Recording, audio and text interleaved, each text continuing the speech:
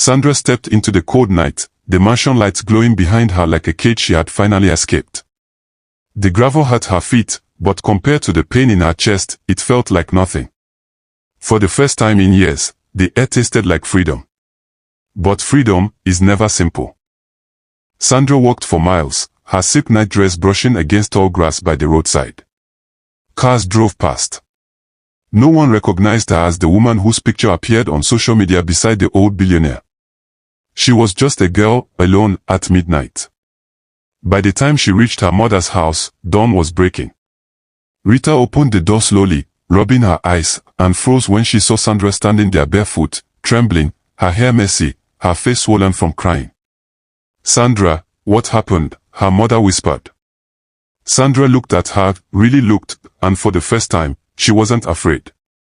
"You sold me," she said quietly. "But I won't allow you to sell what's left of me." Rita's eyes watered. "I did what I thought was best," she started. "No," Sandra interrupted. "You did what was easiest." The silence between them was heavier than years of poverty. Sandra didn't stay long. Her mother cried and begged her to return to her husband before he destroyed the family. But Sandra had already chosen her path. She went to the nursing school she once abandoned. The receptionist recognized her instantly. "You? Mrs. Owusu?" "No," Sandra said with surprising strength. "Just Sandra." Her voice didn't shake. When she asked about re-enrolling, the woman frowned. "Well, the academic year has already." A familiar voice cut in behind her. "I handle it." Sandra turned. It was Mr. Kweku Mensah, the same lecturer who once told her she had hands meant for healing. The same man who was heartbroken when she dropped out. He looked at her the way no one had looked at her in a long time, not with desire, not with ownership, but with belief. "You're coming back," he said. "And you're not starting from zero. I kept your records." Sandra felt her knees weaken. Someone had held onto her dream even when she couldn't. Just as she started rebuilding her life, the call came. Her ex-husband. Or rather, his lawyer. "You breached the marital agreement. Return immediately, or we will take legal action. Your mother has already." Sandra hung up. Her hands shook. Her past wasn't done with her yet. That night, she sat alone on her small rented mattress in a single room. No marble floors, no chef, no private driver. But she was at peace. For the first time in years, she slept without fear. Weeks passed. Sandra studied during the day, worked at a food joint at night, and saved every coin. She smiled more. She laughed more. Her face slowly returned to the girl she once was, bright-eyed, hopeful, alive. And one evening, after a long shift, she looked at the stars and whispered, "I wasn't property. I was a person who finally remembered her worth." But the world wasn't done testing her. Because the old man she walked away from, he wasn't used to losing anything. Especially not a girl who dared to choose herself. For weeks, Sandra lived quietly, rebuilding her life piece by fragile piece.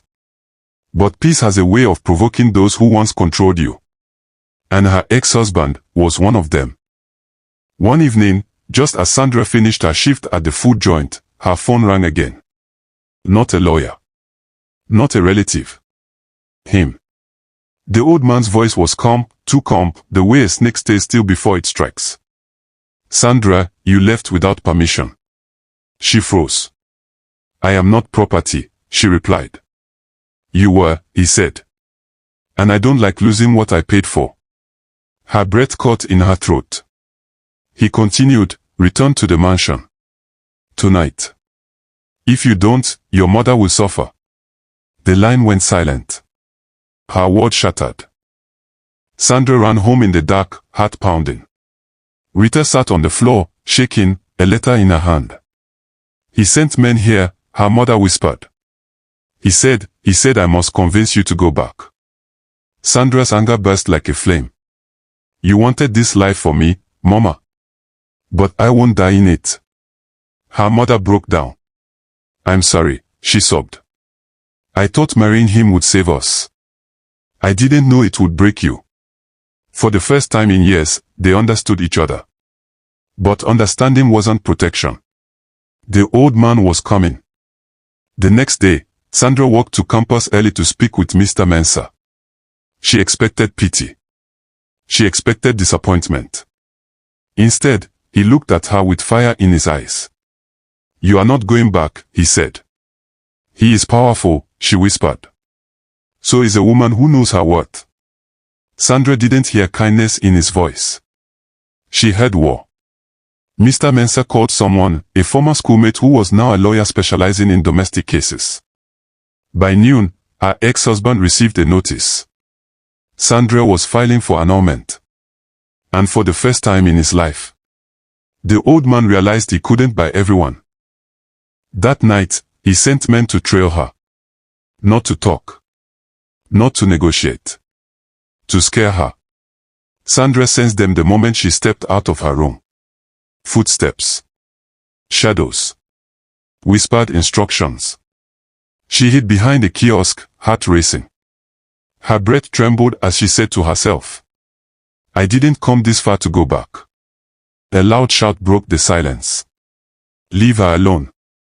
It was the food joint owner, Auntie Oma, holding a big wooden ladle like a weapon. Behind her, neighbors came out with flashlights, stones, sticks. Dozens of eyes. Dozens of witnesses. The men fled. For the first time, Sandra saw something money could never buy.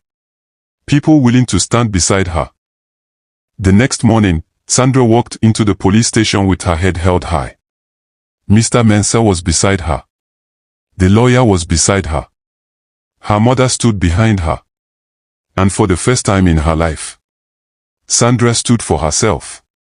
"This man needs to understand," she said, "that I am not something he bought. I am someone who survived." Her voice didn't shake. Her hands didn't tremble.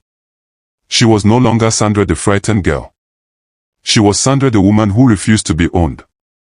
But battles don't end in a day. Because the old man wasn't done fighting. And he wasn't used to losing.